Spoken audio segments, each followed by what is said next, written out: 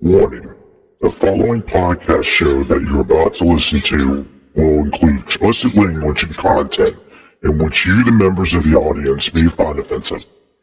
Audience discretion is advised. Welcome to another episode of the Kim Hoang Podcast Experience. Yeah, boy. Where anything and everything is a subject matter on the show, and no subject matter is ever taboo. Damn, that's what's up with you. And now, your host with the most, Mr. Kim Hoang.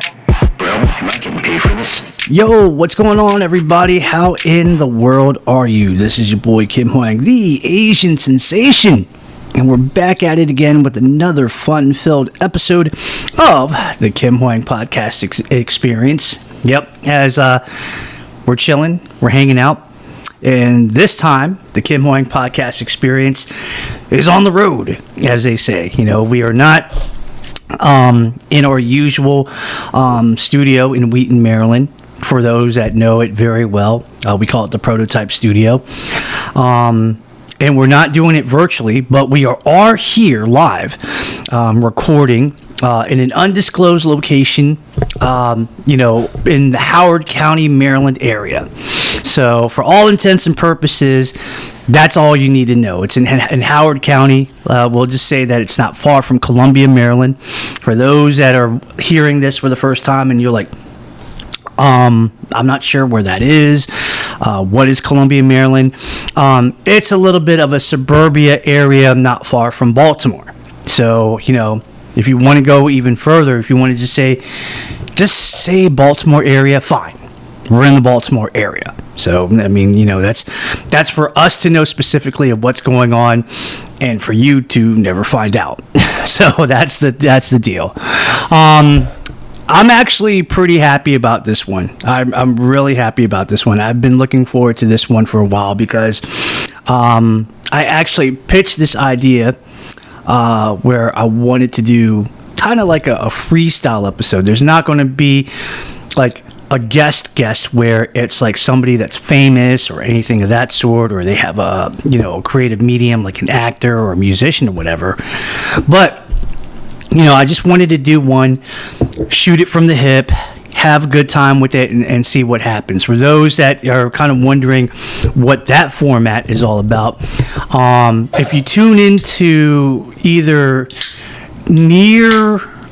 I think it was either the beginning of this season, the very first episode, or it could have been like the very last episode of the last season. Many of you guys know that I was interviewing and talking to my good friend Terry Holland the second. We were just shooting off the riff, and it was fun and it was good. And this is basically the same thing, where unfortunately Terry's not here. He was busy, so he couldn't make it out, but we will run it back. We will have a round two. This one is, for all intents and purposes, with a friend of mine today who is my guest, who I'm bringing in. We've known each other actually for quite a while. We ran it back many, many years ago. She was a young kid, liking the Maryland local music scene and so forth, and she liked music and hanging out and so forth, originally from the Maryland area. And then she actually moved and got out, and I believe that she moved over into Florida, and now she's over in the Ohio's. And this is the first time in quite a while that we're actually running it back in this format. I'm really excited. We don't know what's going to happen. It's just going to happen. So if you're expecting something like hey, I'm expecting a lot of good things or whatnot, may not be the episode that you're looking for. This is just like more for my benefit. I like to do this from time to time, and we're here in the flesh from an undisclosed location over in Howard County, Maryland, not far from Baltimore. I have with me as my special guest my friend Kristy has actually come in. Kristy Whitely is in the building. Kristy, what's going on, hon?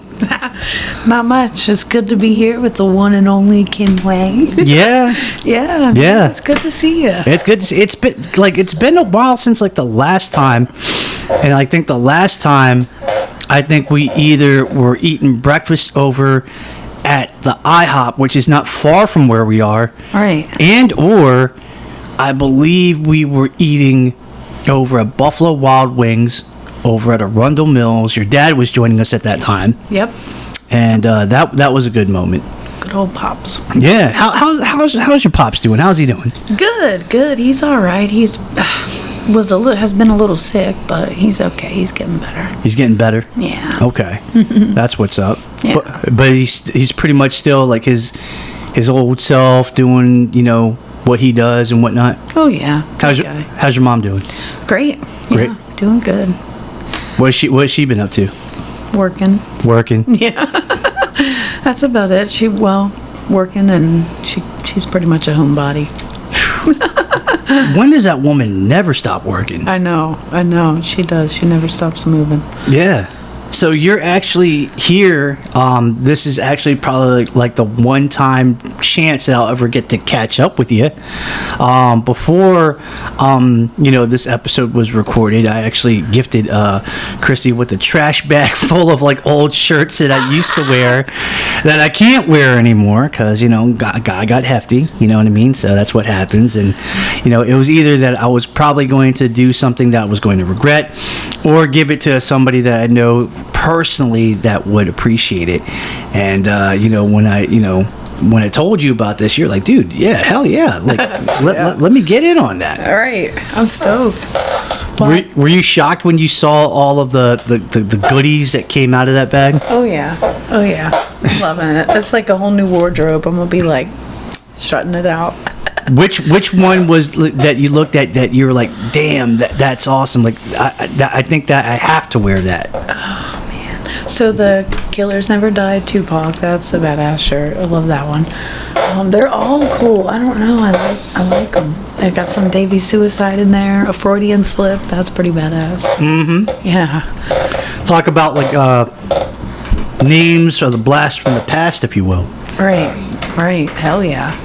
Did you ever think that when you saw what was in that bag that you were like, oh God, I didn't think it was going to be like this? Right. Well, I mean, you let me know a little bit, but yeah. I did give you a little bit of an indication there for sure. All right. Just make sure that you're getting a little bit more closer up to the mic, hon. Oh, I'm sorry. Yeah, there you go. That's better. That's better. No, but when I saw your face and you were just like, you literally was like a kid in the candy store, like like for the first time, looking at like all the candy that's all around. And I don't want to say, well, I'm going to have to say, I don't want to say like you were shitting in your pants, but you definitely were there, and you were just like, oh my God, Were you kidding? I was like me in a candy store. Put me in a candy store, and I'm basically a 5-year-old. Okay. Yeah.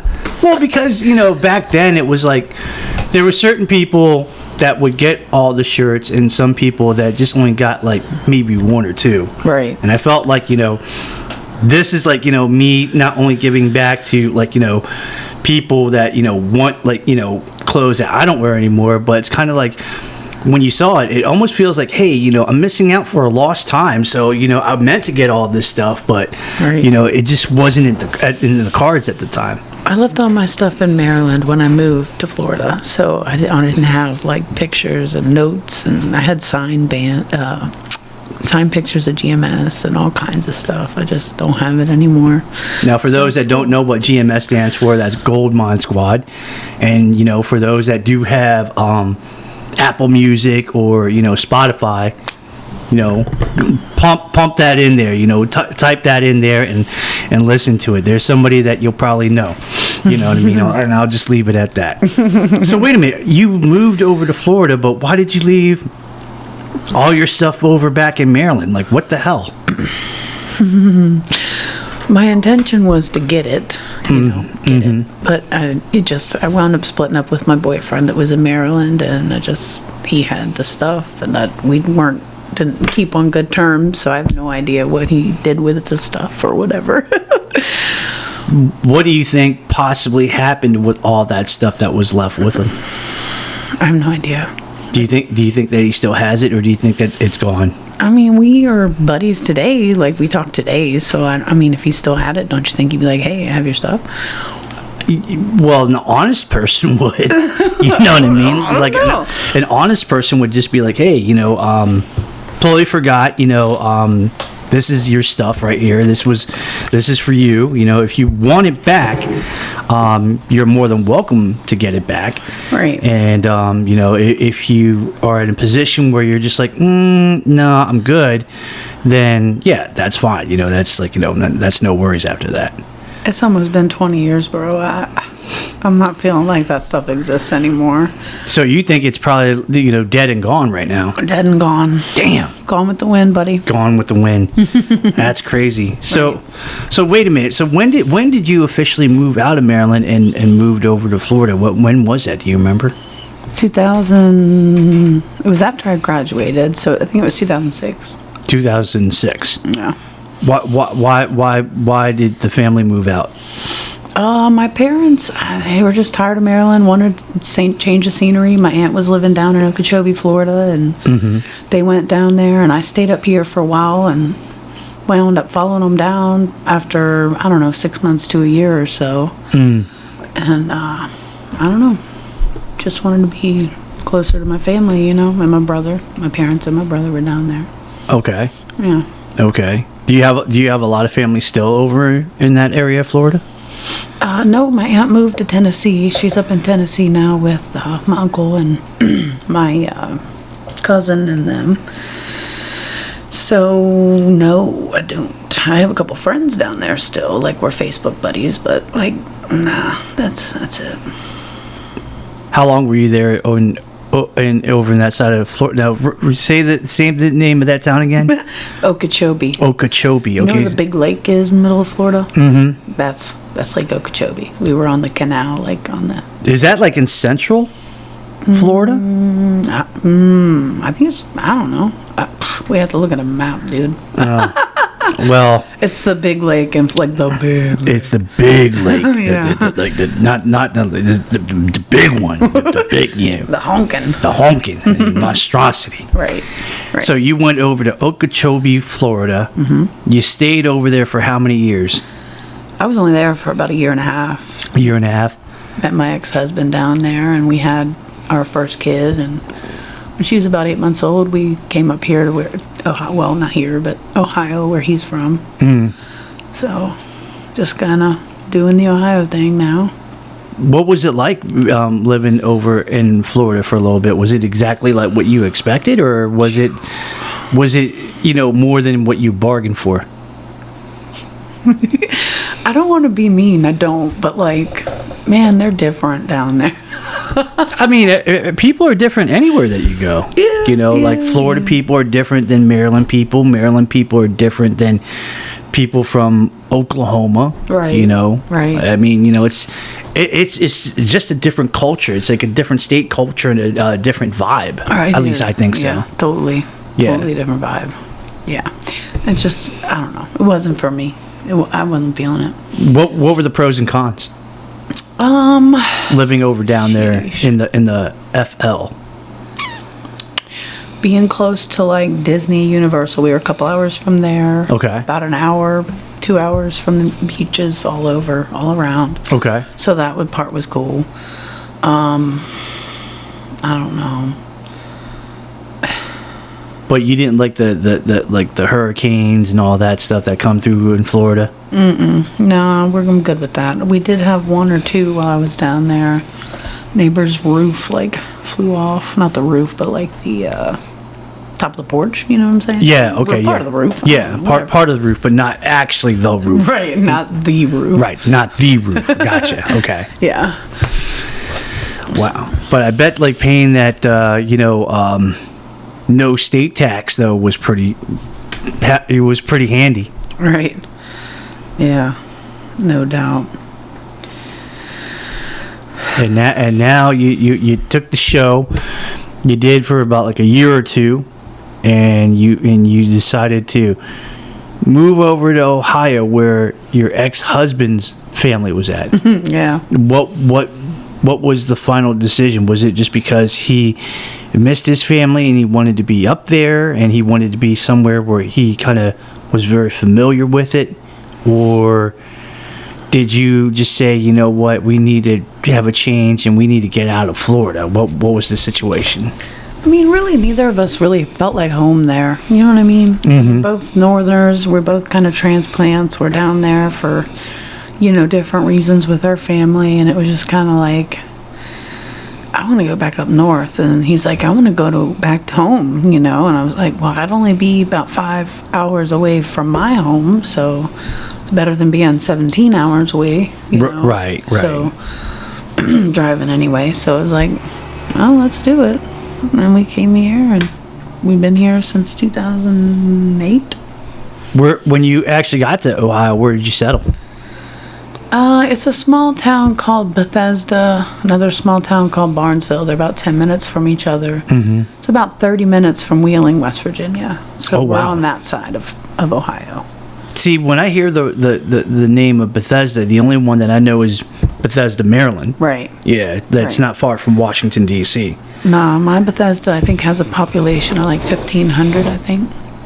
Well, Bethesda, Maryland's got way more than that. Yeah. Let's be real about that. Definitely. Wow. So what was it like when you first moved in to that part of Ohio? Was it exactly what you had thought, or did you think, okay, this is going to be a little bit of a challenge because obviously I don't, I'm not from here. Right. So obviously I'm going to have to do the best I can to navigate the course. Where was your mind at?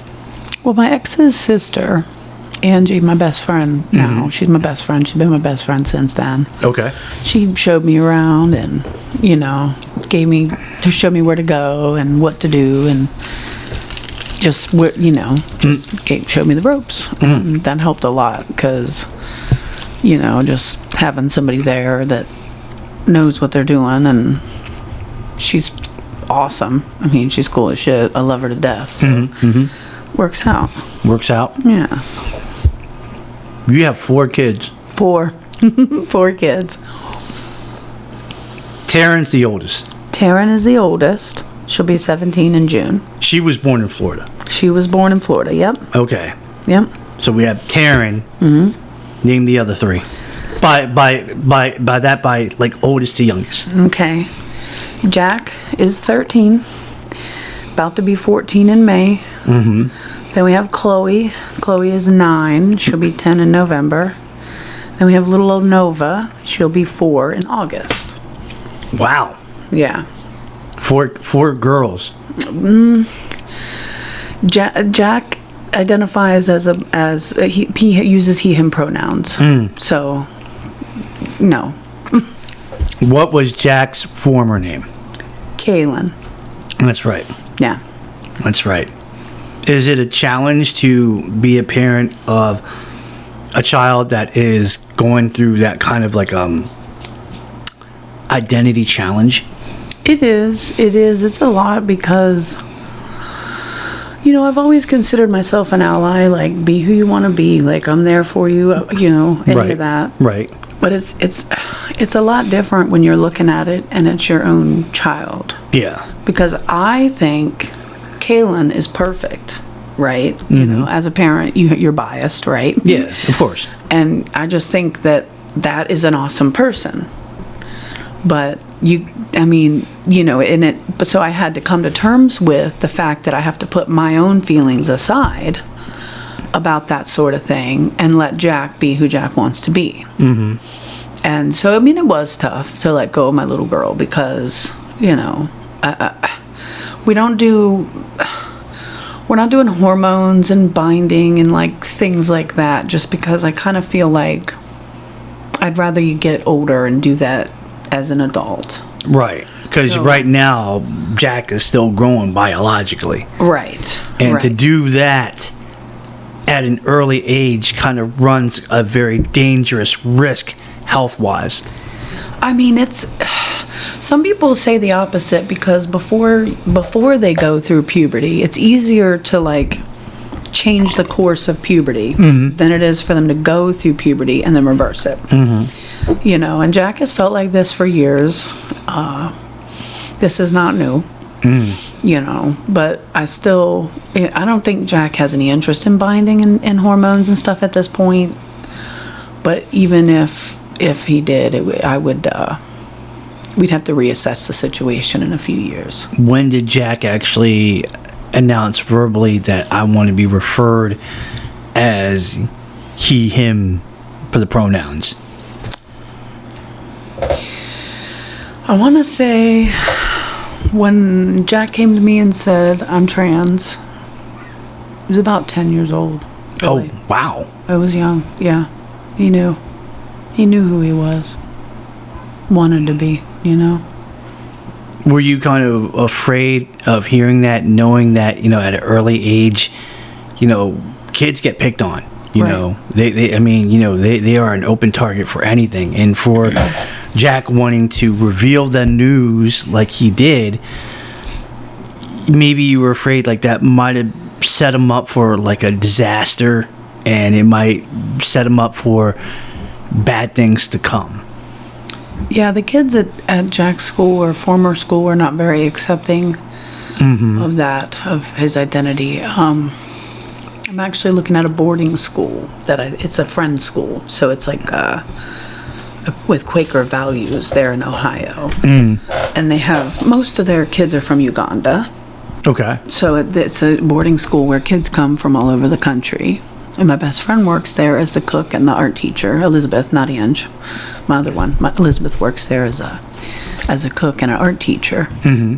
So Jack has an interview at the end of April.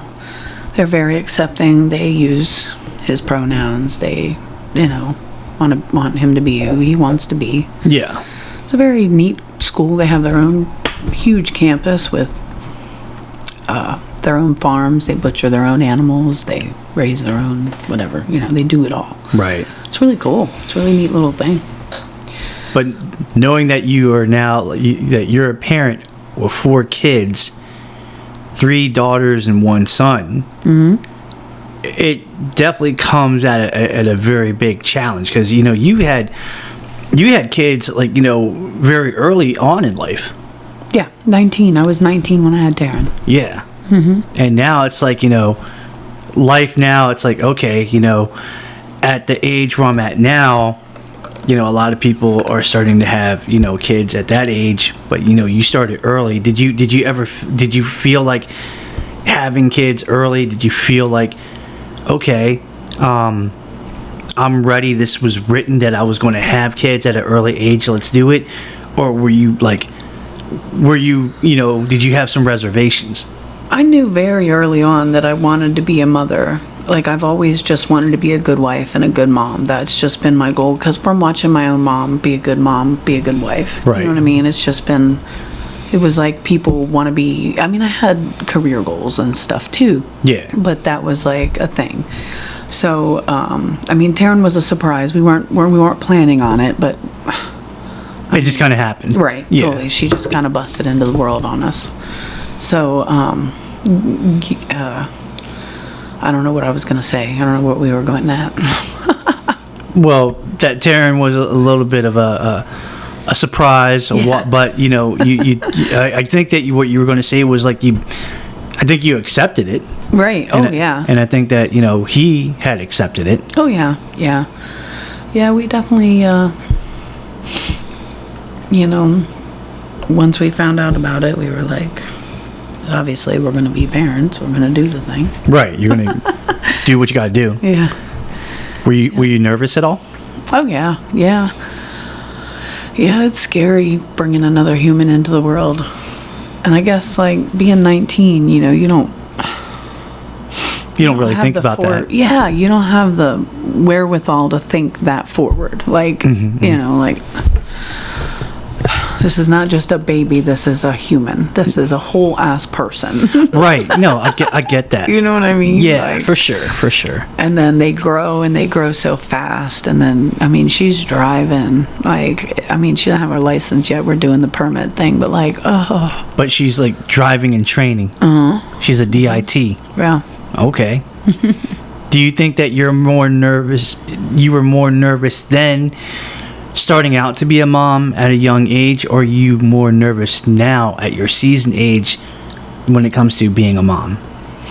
Definitely not nervous about being a mom. It comes natural. It's like, you just have these little people and they're so easy to love and care for. You know what I mean? I mean, not easy. It's not easy, but like loving them is. Well, each child that you have comes with a different set of challenge, because now it's like you have this child, but now you have this child. It's different generations. Yeah. So it's kind of like you're adapting and kind of going along with the flow, and I guess for a lack of a better term, that you're going with the times, if you will. Right. Yeah, Jack and Taryn are complete opposites. Now Jack's almost 14, Taryn's almost 17. Right. I mean, they're not complete opposites, but they're very different. Yeah. Jack's a lot like my brother was. Really laid back, kind of chill, not much excites him, not much, not gonna, yap much. Yeah. Taryn, on the other hand, that's my yapper, my little yapper baby. I love her to death. She's just great. Right on. But, I mean, having kids is wild. It's been a great experience, though. I wouldn't trade it for anything. Oh, I bet. Yeah. I bet. It's good times. So what happens going forward with because Taryn is 17. So does that make her a junior or a senior? She's in 10th grade. She was held back in first, so she's still only in 10th grade. Oh, so she okay. Okay. Yeah. So she's a sophomore. Right. Okay. That's no judgment there. That's fine. Right. As long But as you're on track. She's on track now, right. Have you had that talk as soon as maybe will you have that talk about like when she hits like maybe junior year? Start talking about like her future, what she wants to do, whether she wants to go the route more into like college education, or if she wants to have a career. Have you had that talk yet, or if not, are you planning to have that talk at a certain point in time? She doesn't want to go at this time. She doesn't want to go to traditional like college. She's doing auto tech or auto body collision in high school. Okay. Yeah. The JVS. Okay. Yeah. But she's actually going to switch to hair design. She wants to be like cosmetologist. No kidding. Yeah. So I'm like, that's cool. Depending on where you go or what you do, you can make a life out of that. Yeah. I mean, how long has that idea been in the pipeline for her, do you think? She's been doing her own hair and my hair for a couple years now and enjoys it. So I think a while. I mean, I've heard a couple different things that she's wanting to do. She said something about at one point she wanted to be a crime scene investigator. At one point she wanted to be a mechanic. I'm like, you don't want to get yourself dirty and like work that hard for that. You don't.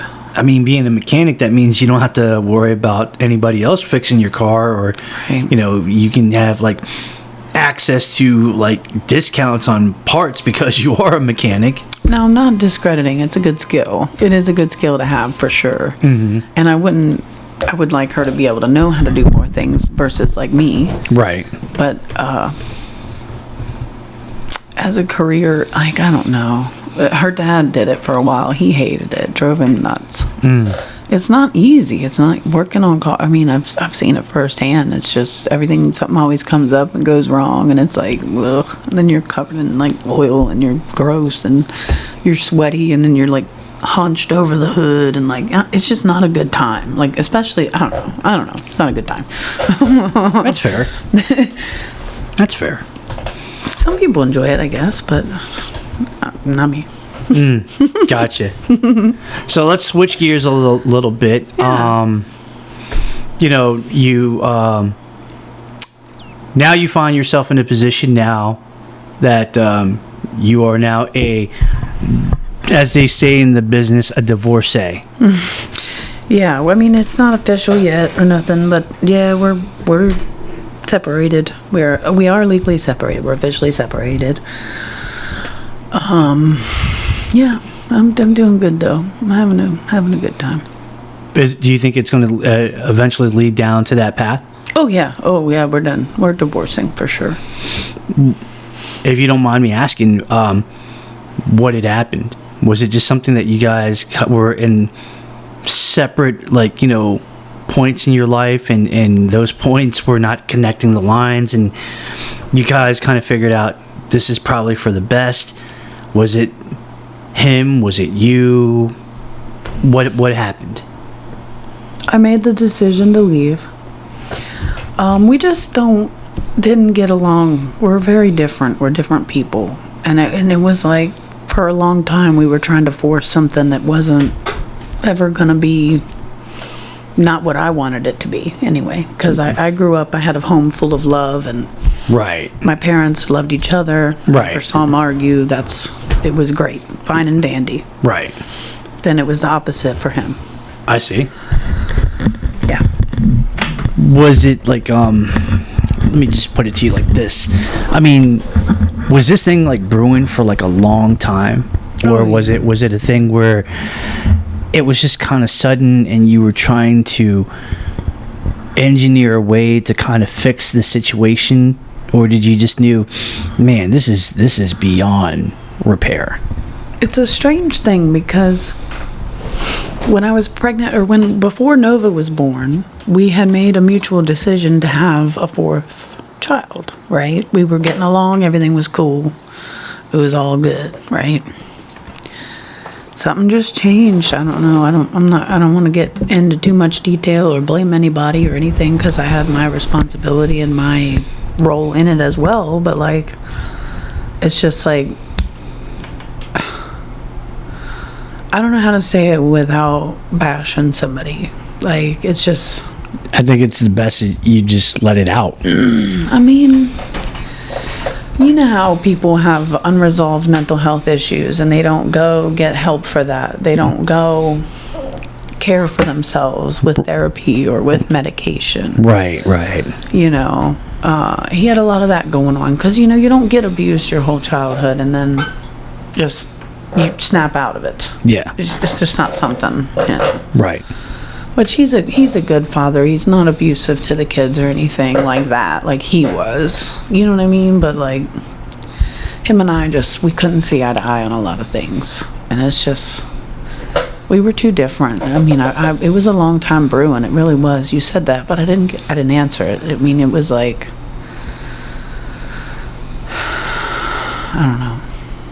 What do you think? If I can ask it like this, what made you want to be with him before Taryn, and what was like the final straw that broke the camel's back, where you just said, okay, this is not cool, and I gotta cut it?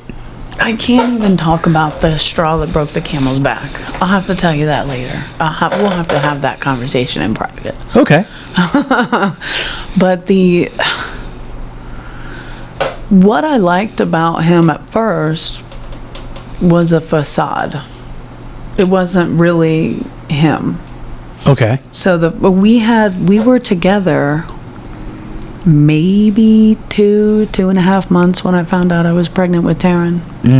So that was it. I mean, it was really early. Yeah. We were quick. Yeah. So it wasn't until we were together 6 months to a year, before any turmoil began to show, even though we lived together the whole time. Right. So it was like, I don't know. It's hard to explain without explaining it. Gotcha. And now you find yourself in a position where you're, I guess, in like how they would say in the sports world, you're a free agent. Yeah, I guess I'm just doing the thing. So where are you at right now? I mean, are you finding yourself being a single woman, or are you at this moment betrothed? It's complicated, I guess. It's complicated. I don't think it's complicated. It's more like, hey, right now, I'm newly separated, working through a divorce. Right. I'm not really looking into getting into anything right now. I just like my independence. I like my single status. And I'd rather just, focus on myself and my children, because that's where the focus is right now. Or, behind door number 2, hey, I'm a free agent. I'm ready to go ahead and dive into the waters and see which body of water fits me the best. I mean, I'm a very loving person, and I need to be able to show that love. And I'm lonely. It's lonely being, you know what I mean? Like, it's when you have so much love and you can't show it, or like you had it and you wanted to give it to one person and they just didn't appreciate it. It's a tough thing. It is. Like, I don't know. It is. It's tough. It's like, on one hand, like, I am obviously focusing on the kids and like doing what they need, and it's all Making sure that they're taken care of. yeah. Oh yeah. Yeah. But it's like, I have needs too. You know what I mean? Yeah, I'm a human too. You know. Yeah, of course. Yeah. And so. I mean, you got to have stuff for you. Right. Yeah. But let me just say, anybody considering like a dating app, don't do, that's just, it is not worth it. Which dating apps did you Oh man. participate in? It's- Like eHarmony? Nah, I didn't do the eHarmony thing. I did Tinder. Oh God. We can already tell where this is going. Go ahead. Facebook dating. Facebook dating. Okay. Yeah. Bumble, which I live in, like, can I say the F word? Yeah. Okay. I live in Bumfuck in Ohio. So, like, there's not a lot around, man. And if there is, they're bigoted rednecks. Oh God. That means I can't be around them parts. Dude, I swear to you, it's awful. Like, My Asian ass wouldn't make it there. I don't know. I can't bash the people back home. I mean, you just stating your truth. I wouldn't say it's bashing them. I mean, it's, you just stating your case, and letting it fly. There's a lot, it's not a melting pot like it is here. Mm-hmm. It's predominantly white. You know what I'm saying? We're getting a little more color in there. I love to see it. I do. Yeah. But, like, I don't know. Like, I've always been an outsider in the town that I live in, just because I'm not from there. I don't have the right last name. I don't know the right people. Right. You know what I'm saying? Mm-hmm. So it's all right. I don't need to fit in with their agenda. Right. You know what I mean? I'm good. You're kind of in a situation where, like, I'm going to do me and they're going to do them. Right. I feel that. I mind my business. I don't even know my neighbors. I don't know what they look like. I don't know what they drive. I cannot explain to you at what hours of the day they exist. I just don't have time to pay. I have so much going on in my own little world. Right. You know what I mean? Yeah. And now you find yourself in a situation, again, just being that mom, taking care of your kids, doing whatever, living life. Fighting every day for, like, good mental health. When did mental health become a challenge for you? Around 2012, I had, I guess you'd call it a nervous breakdown or something. Yeah, because as far as I remember, when I've known you for as long as I had, I don't think you ever had any history of mental health challenges and so forth. I mean, being a loving person my whole life, and then going into turmoil and it was like, just, I don't even want to get into, like, the outside stressors that were happening when, my mental health was at its lowest, but, like, Right. I don't know, it was rough. I had to go to the hospital. I spent 18 days in there the first time. Yeah, that's a long time to be away from your kids, because my kids were young, Yeah, of course. That's a long time. It was rough. Like, Right. And they can't come to the mental health unit. No, they can't. All no. you had was the phone. And then at that first time, they kept giving me different medicine that I kept reacting to it badly. Like they gave me Valium in an IV.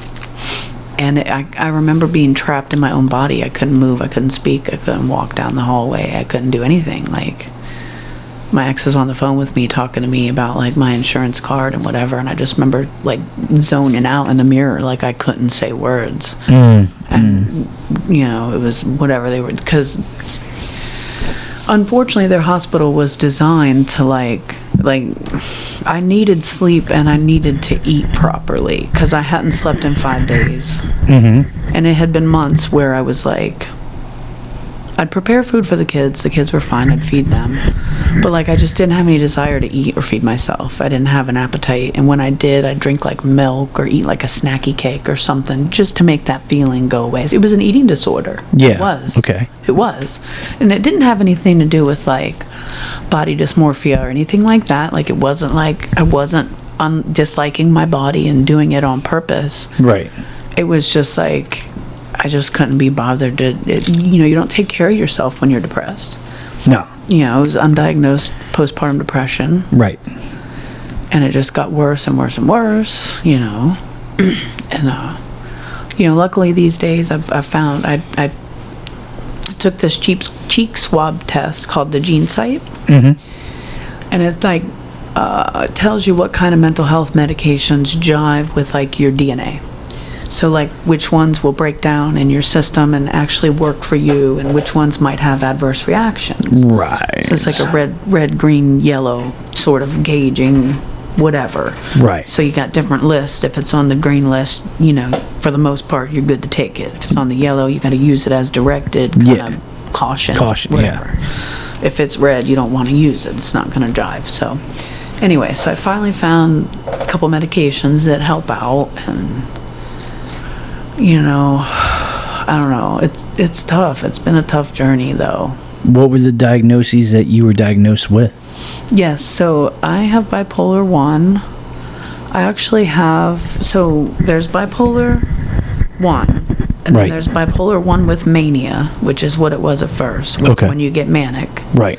And then there was, eventually they diagnosed me with bipolar 1 with psychosis. Because of the fact that I wasn't eating and sleeping, and I wasn't in the right state of mind. I wasn't. I was out of my mind completely.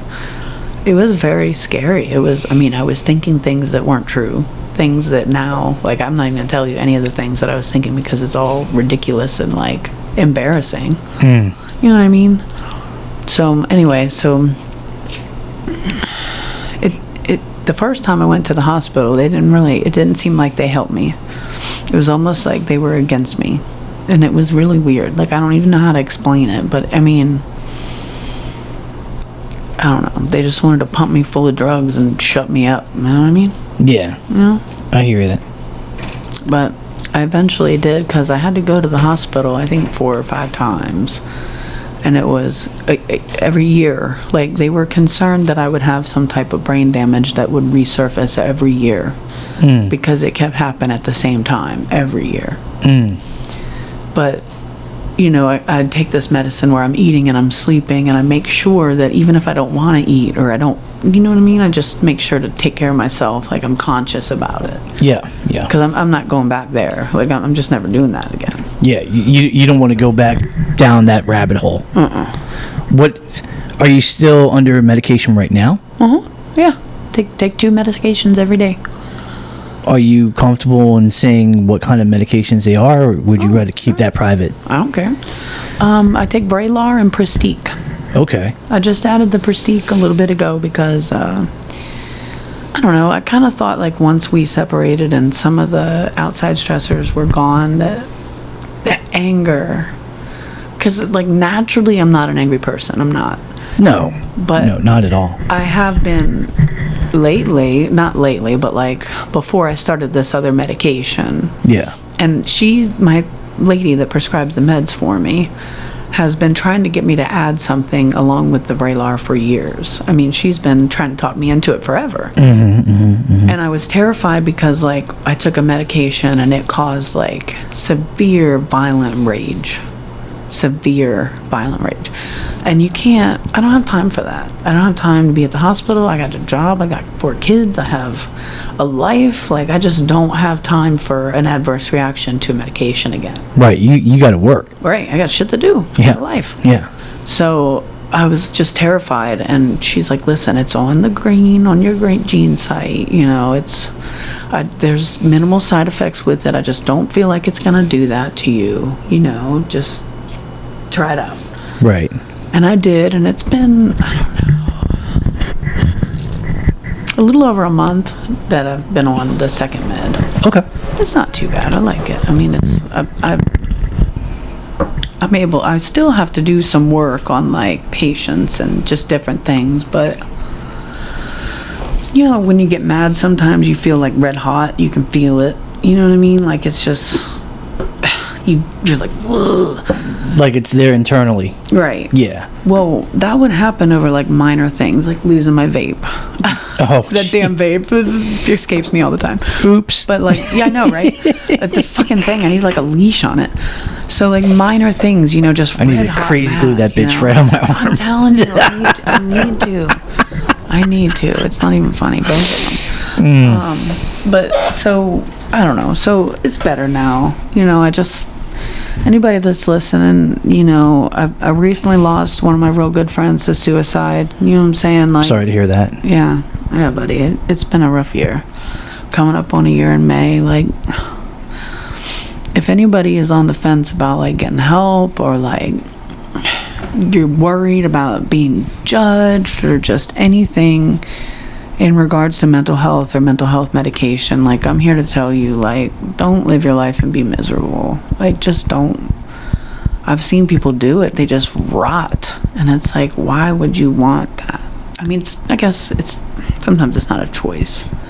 You're under medication right now, or is there anything else that you're doing to help manage your mental health challenges? Yeah, definitely. So I make sure I eat properly, I sleep properly, I take care of myself, do self-care, that kind of thing. That's at the top of the list. Do you see, like, a therapist or a psychiatrist? I actually don't. I should. I probably should. I need to talk to someone, like, not like a therapist, like, just to kind of work through some of the things. Because, I mean, there's a lot going on. There's a lot going on in my life. And, you know, I don't know. So I probably should. I haven't yet, but I think what's worked for me, because, you know, I'm kind of in that same boat a little bit with my mental health, is that normally I go to, like, these support group meetings, whether if it's, like, virtual or in person. And I think, you know, to me, honestly, I think it's been helping a lot, because I'm learning so much about different types of, like, mental health challenges that people may have. Right. And as well as learning about, you know, my own stuff, because I battle with depression and anxiety. Right. And it's just, like, you know, a peer-ran group. You know, it's nothing where medical professionals are there or anything like that. It's a peer-led group. Right. And we're just there to kind of talk about, like, what we're going through, or just listen to what people are going through. And we're just trying to, you know, learn from each other, support each other. And I think it's a great thing. And the one thing I like about it, at least in the United States of America, it's all over. And it's 100% totally free. Is it NAMI? Yeah. Yeah. Yeah, NAMI. Yeah. NAMI, okay. Yeah. Okay, I've heard of that before. Yeah, they're really good. It's just, like, you know, you just have to find what works for you. Like, if you want to go ahead and do it, do you rather stay at home and do it virtually, knowing that you don't have to, like, leave the house, and you're just there, and you can be where you are and dress the way that you are? Or, you know, some people that I know, because I was just in an in-person support group earlier today, in Towson, people actually prefer the in-person, because, you know, the interaction, the immediate, you know, I guess you can just say the energy that's, like, right there in your face, rather than, just doing it by sitting by a computer and just watching it. Right. Because they say that, and I think it's true, that real life human interaction is so much better than just being like behind a desk and watching it on the screen or something. Right. But I'm not saying that that's wrong to do it virtually. It's like, if you have no other choice, like, oh, I can't go to an in-person one because the nearest in-person one possibly could be like 5 hours away or something like that, or I have no ride to get to the venue, right. which is which also does cause a little bit of a problem.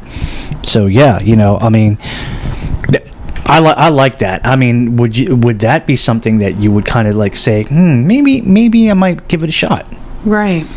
Yeah, I mean, I'll look into it. I've heard of NAMI. They're up there in Ohio where I'm at. I don't know where they meet at or anything, but I'm pretty sure that we can probably find out after this episode that we can talk about that. Yeah. We can explore the option. Right. Yeah. Is that something that you would be open to? Yeah, if they meet on the days that I'm off work, you know what I mean? Wednesday, Thursday, Sunday right now. If not, then probably like the virtual is just the best course of action for you. Right. Which again would not be wrong, because again you'd be in the comfort of your own home. Right. If you wanted to wear pajamas, and just wear flip-flops and just be like, yep, let me tune in my smartphone and to the Zoom and find out what's going on. You can do that unless you have the enough power capacity for your computer to run that and get the visuals and so forth. I don't know if you have a computer that has like a built-in digital camera or anything like that. Not right now. The kids have laptops and stuff, but the only computers I have are for work. I just use my phone. I feel you. We've known each other for quite a while. Like we've literally known each other since about, do I dare say, like the early 2000s? Does that sound right to you?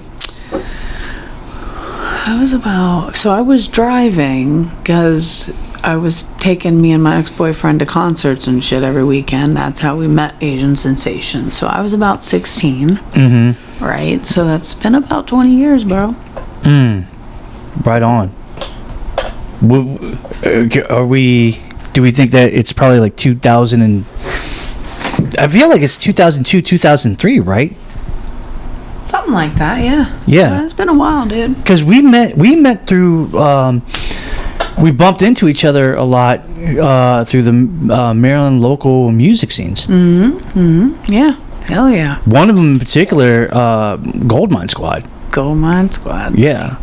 What other bands did you listen to back in the day that was... in that, that you probably had listened to or probably went to their concerts? I remember Goldmine Squad, a Freudian Slip. A Freudian Slip, that's right. My Version of a Diary. Remember them? Oh, yeah, My Version of a Diary. That's right. I don't know if you knew, but there was a band around the Lansdowne area called 165 and a Half. Seen them a couple times. I remember the name. I don't remember seeing them. They played at like the fair a few times. Okay. I worked with one of the guys for a while at the movie theater. Oh, damn. Yeah. Damn, dude. I feel like if I name some band names, you might remember. Yeah. How about, let's say, let me think of some good ones. Agents of the Sun. Okay. Yeah, I've heard of them. Yeah, I remember that. Voodoo Blue. Yep. Lennox. Yep. Schizo Calypso. Oh man, it sounds so familiar. I probably couldn't name any songs, but yeah. Fourth Element. That one doesn't sound familiar. Odds Are. What about A File? I'm telling you, dude, my memory is like, I'm like frickin' Dory. I'm Dory. Okay? Oh man. I'm serious. Like, I don't know.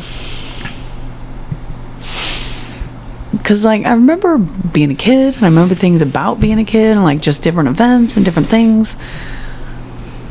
But, like, I don't have a good memory. Like, I couldn't say, like, oh, yeah, in 2007, I went here and did this with so-and-so. It was a Tuesday. You know how some people have, like, a really good memory. Right. They're able to itemize everything. I like Facebook memories. Like, I don't know if I will ever give up with Facebook memories because I love it so much. It's a useful tool. It is. It's nice. I'll be like, oh, I remember when we did that. And you got the pictures and, you're doing the thing. I love it. That's why they always say that pictures are memories that last a lifetime. Yes. What was it about Goldmine Squad that you were like, holy shit, hell yeah? The first time I saw Goldmine Squad was at Thrash at Rash. Where was that at? Oh, dude, you're asking me shit. Was it like, well, it had to be in Maryland. Was it like Baltimore? Was it Annapolis?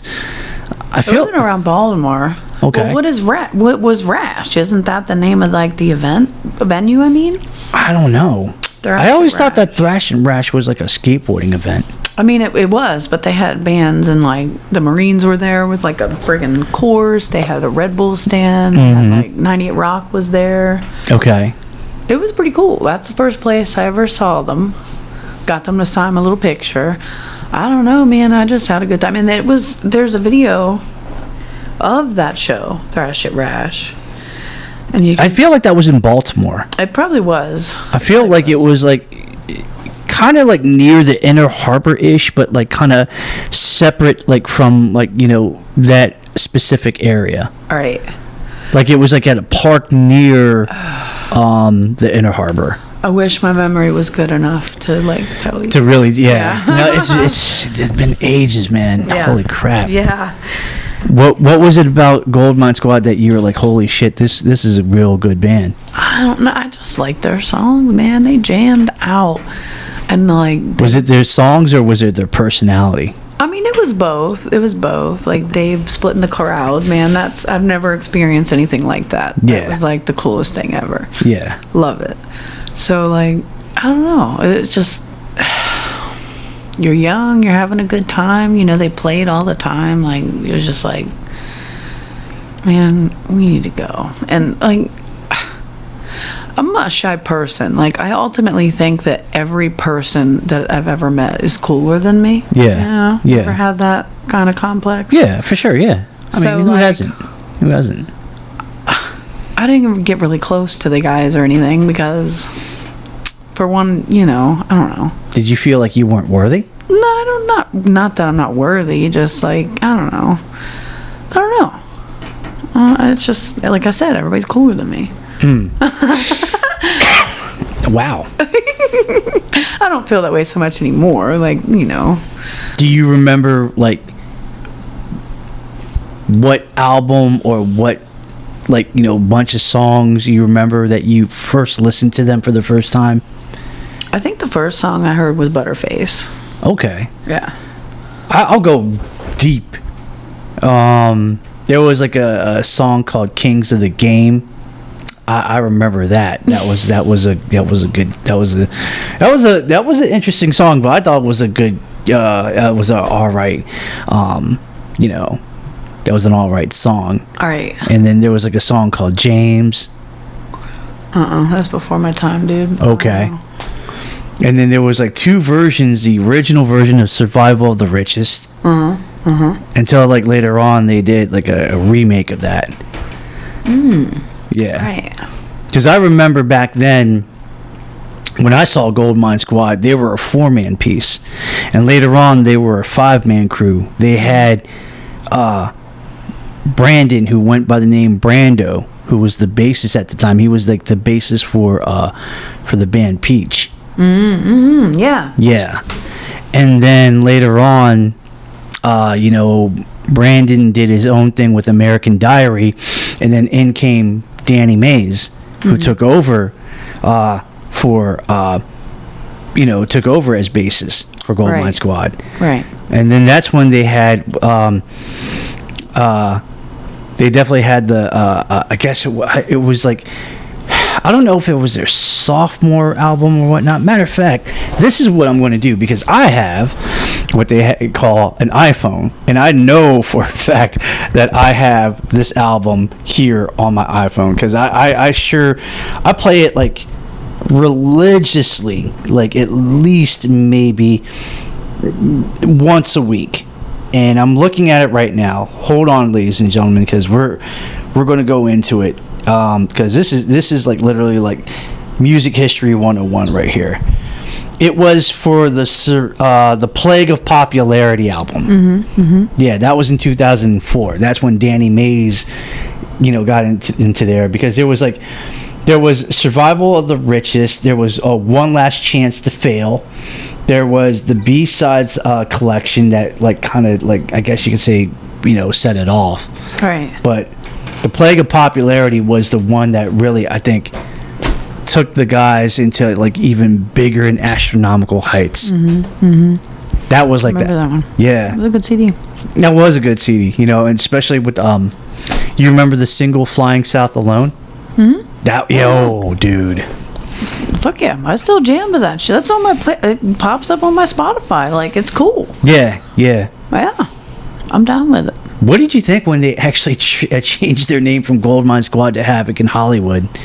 Did you think? I saw the look in your face. Were you just like, what the fuck's going on here, or were you just like, oh, okay, well, if you're confident on that name change. I'm sort of resistant to change.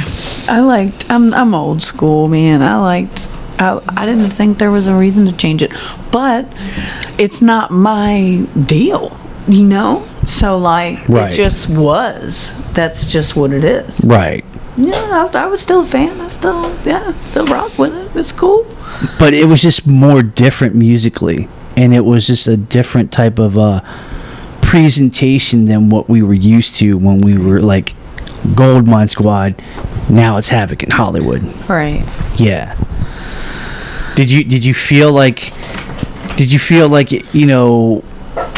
at that point when they made that transition to that name, did you ever feel like it was never going to be the same ever again? I mean,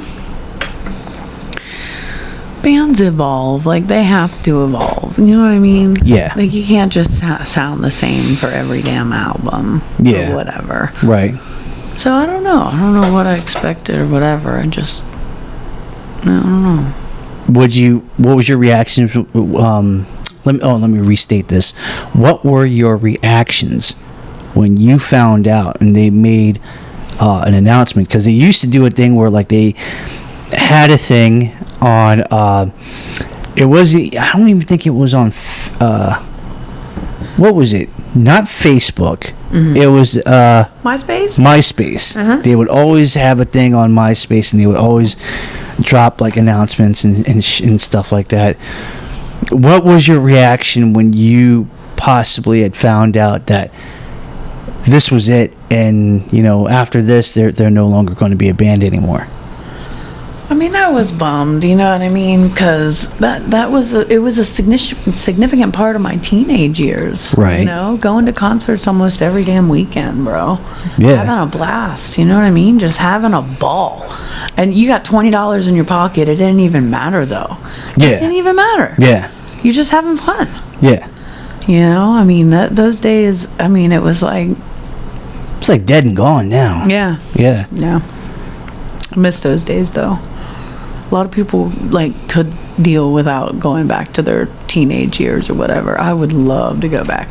The one group of friends with the concerts, the other group of friends with the backyard wrestling. My best friends who are gone now. You know what I mean? I would give it anything just to go back and be like a stupid teenager again. Have no responsibilities.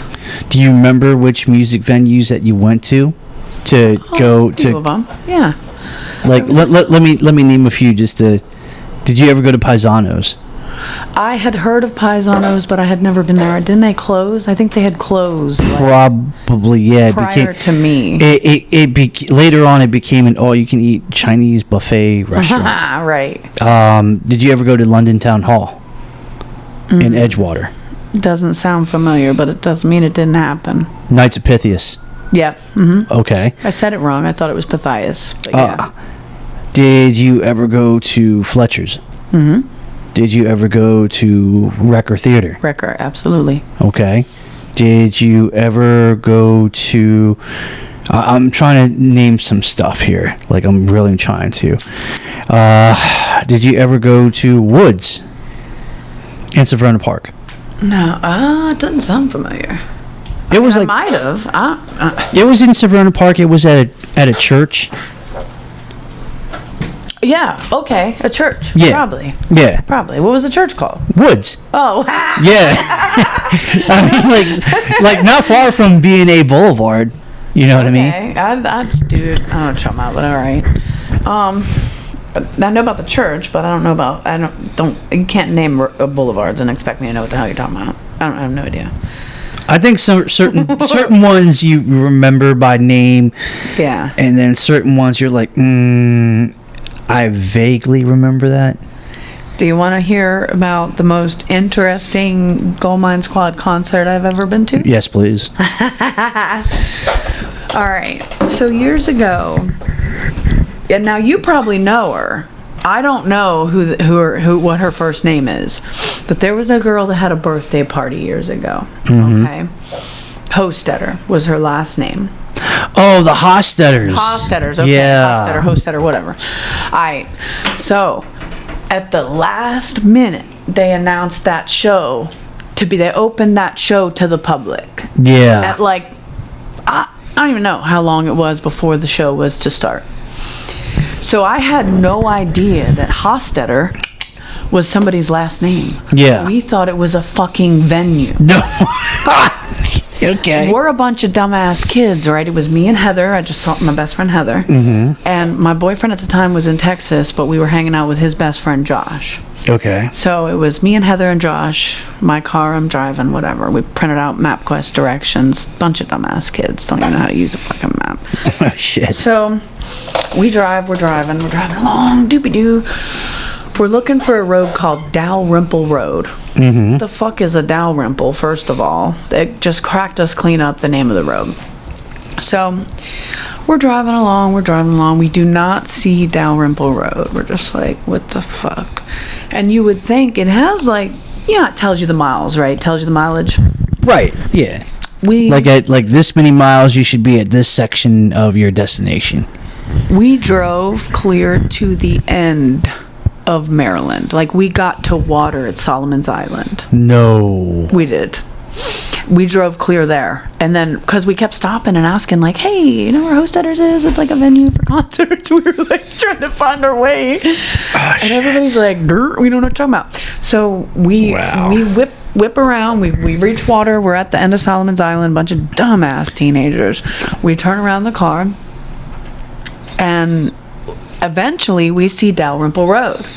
I'm boogieing. I don't know how fast I was going, 45 to 50 miles an hour. Heather's like, Dalrymple Road's right fucking there. Damn. So I'm like, skirt, Nice. on to Dalrymple Road. And we follow the directions the rest of the way. We get there. We got to see them play for maybe half an hour or something. You know what I'm saying? Like maybe a couple songs. I don't even know. It was like half an hour. Okay. Bought a t-shirt. Like, it was just the funniest shit. It was the funniest story ever. We were talking to Danny about it. He's like, you should have told us. We'd have played a couple more songs, I'm like, dude, I'm not that special just to be like, hey, so I got lost coming here. Can you go ahead and just play some more music for me? Thanks. Right. You know? Yeah. You didn't want to be that person. Right. Yeah. We got lost all the way to the end of Solomon's Island. And that was like 3 hours from our destination. And the concert was only supposed to be like an hour and a half away. Yeah. Or some shit. It wasn't supposed to be that far. And we drove like 3 hours. Damn. Well, you could have got there, but the 2 extra hours, you were just lost. It was kind of like, like what's that game on PlayStation, Grand Theft Auto, and you're just like walking around navigating and shit. You don't know where you are, and then you take a car and you're like, and you're just like, where the fuck am I going? Yep. Wow. Yep, good times. Yeah. It was fun. I mean, we had fun. I just can't believe we drove that far. Why would you, like, neither one of us had the wherewithal to be like, yeah, it was only supposed to be an hour away, bro. How do we get 3 hours away? Like we're too far at this point. Right. Who's your favorite band member of Goldmine Squad / Havoc in Hollywood? I have a soft spot for Rue. Really? You're a Ruben guy. He used to he would sign my pictures. He'd be like, "You're a sweetheart," or whatever. Well, he would sign Danny's pictures, my ex. He'd be like, "Your girlfriend's such a sweetheart." God. Do you know how many arguments, like, oh, he likes you or whatever? I'm like, no, he's just being nice or whatever. You know what I'm saying? Oh my God. I just wish I still had those, like. The autographed pictures? Yeah. I still have mine. Do you? Yeah. I mean, they're tucked away somewhere, but I have them. Because they'd like personalize them. What's your name? How you spell your name? What's your name? And then Dave would call me Kristy with a K. Right. He was like, "Oh, you're Kristy with a K." Yeah, Kristy with a K. Yeah. I'm like, "Yep, that's me." So what do you think when Dave became Davey and Davey had Davey Suicide the band? Oh, I'm so proud of him though. Like kicking ass though. You know what I mean? Like live the dream. Like fucking do it. Right. You know? Out of all of them, you kind of felt like he was the one that was going to do it. And that really was willing to, for a lack of a better term, really chase that dream. Right. You know, because I feel like he had it in him, in his personality, and that was just that was his dream, that was his drive. Right. And you could tell like something about him. He felt you could look at him and say, that's the guy that's willing to do anything to get it and to be successful in that in that industry. Right. And he's still trying very hard to be successful in that industry. Right. I will say that, I mean, when he said that he was going to go to LA and to pursue music, I didn't think that he was lying. I knew it was going to happen, and what made it even more, like, what solidified it was the time that he was there at his old place. I was there. One of our other good friends, Corey, aka Corey Palooza, she was there. We were kind of helping them, pack up a few things and so forth, and it was tough, man, just right. to actually see that visual. But we kind of knew that if we wanted him to be successful, him being here in the Maryland state wasn't going to do him any favors. Like we had to say, what, do the damn thing. All right. And rightfully so. And you look at him now, to the person that he is, having the Davey Suicide Band, him having the Killers Never Die t-shirt company that he works with, him doing tattooing now. Right. I mean, damn, like if that's not a hard-working dude trying to build success, I don't know what is. Living the dream though, music, tattoos, like who doesn't want to just have fun all the time? I mean, I'm sure it's taxing, like it's not always fun, but like right. But he's doing it for a purpose. Right. Yeah. It's something that doing what you love. You know what I mean? Like that's what's important. That's what's important. And the only thing that I really hate is like there's still certain people like you and I are, giving, people from like, the home state, giving them mad love, support, respect.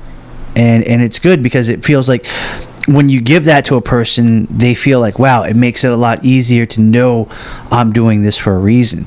Right. But then, there's some other people on the other side of the plate, unfortunately, that are just like, they're totally hating, dude.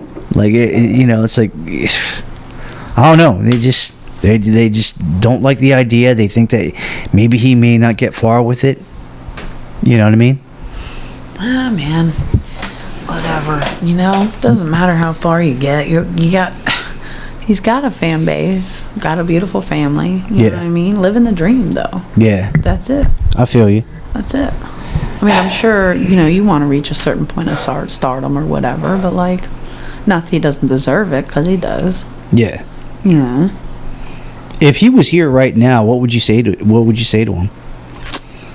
Just be like, I'm proud of you, buddy. Doing good. Dadding it up. Living it up. It's awesome. What was your reactions when you actually saw him that one time? I think it was at Fish Head Cantina. Yeah. He remembered me. Yeah, he sure did. He did. Yeah, that's right. That's right. Yeah, that was pretty cool. I was like, hell yeah, buddy. That's awesome. Were you impressed with the stuff that he was offering? Oh, yeah. Yeah, it was a good show. Hell yeah. We had a good time. A lot different than from his old days. Yeah. Yeah, definitely. That's on my Spotify too. It comes up. I let it give it a play every time, even if because I'm a song skipper. You know what I'm saying? If I'm not feeling the vibe, I'll be like, right, just go. But I let him play because we can get the whatever. I don't know, playtime. This is a 2-part question. Number one, if Davey was ever to go back and for a music tour, would you want to see him again in action? Oh yeah, for sure. Definitely. As a fan of the old school Gold Mine Squad, do you ever wish that they would ever do like another reunion show ever again? I'd fangirl so hard. I mean, hey, just to hear them sing Butterface already. Right, come on. Do you remember the Butterface video? Yeah. Oh my God. I do. Wow. That for anybody that doesn't remember or doesn't know what we're talking about, go to YouTube and go ahead and type in Gold Mine Squad Butterface music video. I kid you not, you will not regret it. That was a good time for sure. I think a lot of people knew that. Like a lot of people I went to high school with, that was the song that they knew GMS by. Were you there at the video shooting? Oh no. Oh, you weren't? No, that was before my time. Oh man. The video shooting, yeah. Or whatever, I guess. That was a good time, though. I bet. That was good. That was actually filmed over at Ruben's house. Oh, okay. Yeah, like in this basement. Great. Yeah. Nice. Yeah. Nice. That was pretty cool. So what happens to you at this point? Going forward in life, like what's the plan? What's up with what do you want to do? What are your goals? What do you want to do with mental health? I mean, what do you want to do with, being a independent woman now, so to speak? I mean, what? Right.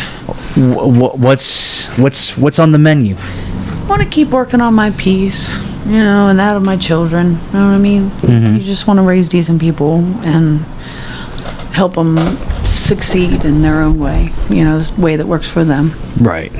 So. I mean, I don't. Right now, it's just a weird time in my life. A lot of things happened the past year that I didn't really think were gonna happen.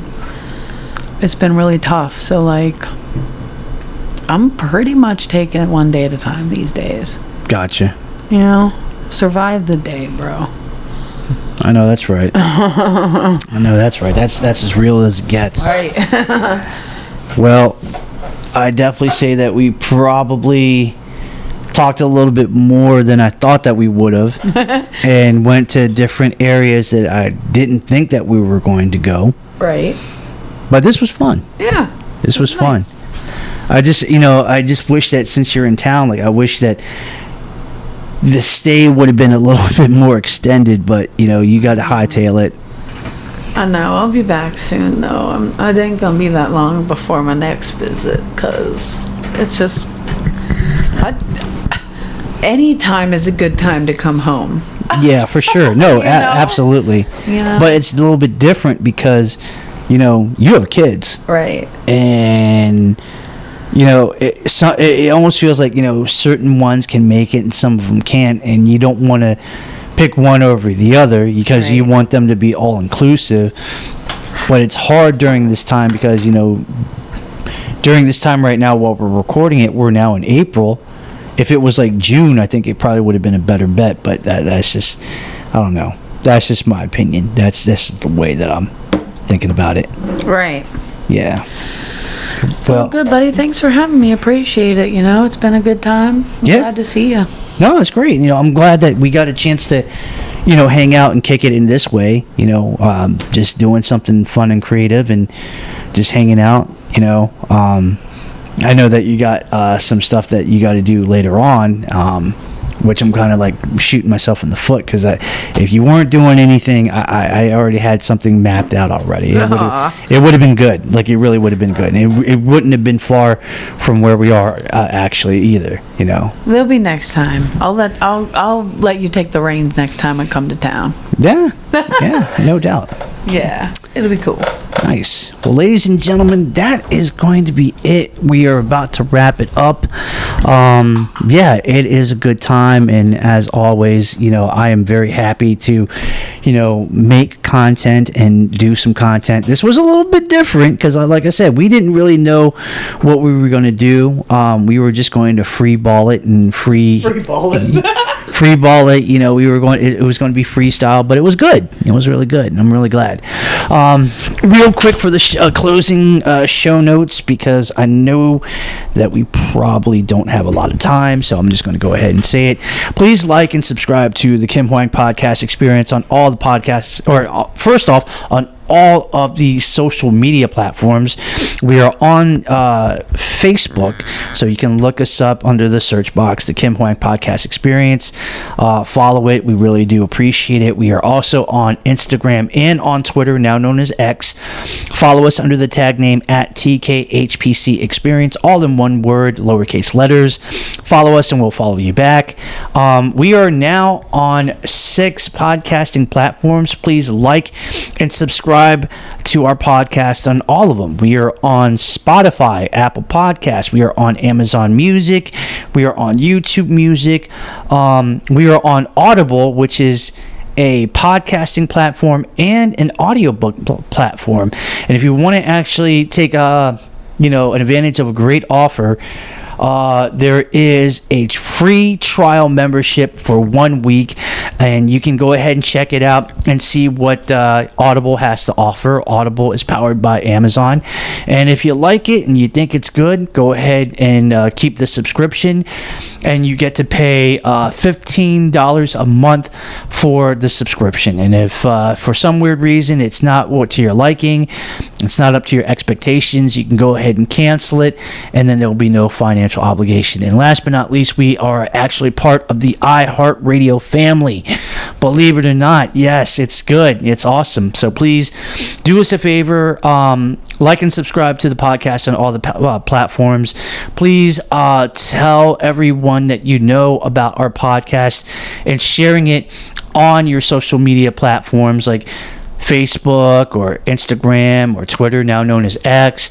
There's the Snapchats, and there's the the newest, well, I call it the newest, well, technically it's not even a new craze, it's just there now, the TikTok. So just go ahead and share it with everybody. Also tell your friends in person, or your co-workers or family members, because in that realm, it is brand awareness. Sharing is caring, and we do appreciate that. You know what I mean? Last but not least, if you want to actually go ahead and you can actually be a guest on our show. You can be a special guest host. You can give us an email and give us some constructive criticism.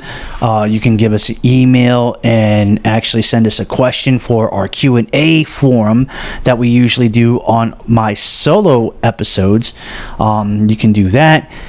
And or, if you just want to do something or rather where you just want to contact us, you can email us. Go ahead and email us at the Kim Hoang Podcast Experience at gmail.com you can just email me, whatever the subject is, send the subject in the subject box, and whatever you want to talk about, put it in the body of the email, send it out. And within maybe like a day or two, we'll probably get it, we'll read it, and we'll get back to you, because we like that type of correspondence.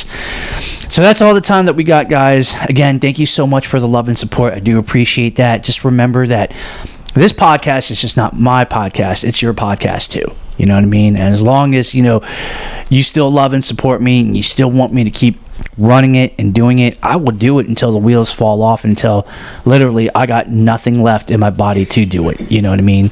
I want to give a quick shout out to all of my friends back home in Annapolis, Maryland, that's been sending me a lot of love. I really appreciate that, and I just want to say thank you to all of you guys, because you guys really make it worth my while for sure. So let me go ahead and get on out of here. For my guest and my friend, Kristy Whitely, who currently right now is checking out every single, shirt that she just got from me, and including a couple of Davey Suicide shirts and hoodie and Killer Never Died classic t-shirts. This is your boy Kim Hoang, the Asian sensation, your host with the most, the man with the plan, the guy that brings the power less than a half an hour, the man that is so nice that he can sidekick you, using his karate techniques twice and still make it look beautiful. I want to say thank you guys from the bottom of my heart. I really do appreciate that. God bless y'all. Please be safe out there. Just remember, make good choices in life, because it doesn't do us any good whatsoever if you do something that you're not supposed to do and you end up in a pine box and get buried 6 feet under. We don't want you to have that happen to you. We want you to be healthy. We want you to be happy. We want you to be living life, because you deserve that. And anybody else that tells you that you don't deserve that, that's throwing shade at you and is disrespecting you and really driving you up the wall and testing your mental health, you can give them the middle finger and tell them to go, F themselves, you know what I mean, and to go ahead and kick rocks. But for the one time, once again, from an undisclosed location in Howard County, Maryland, not too far from Baltimore, Maryland, this is your boy Kim Hoang, the Asian sensation, saying thank you. God bless y'all. Be safe out there, guys. It's been real, and we'll do it again real soon. Y'all take care. I'm out the door. Peace.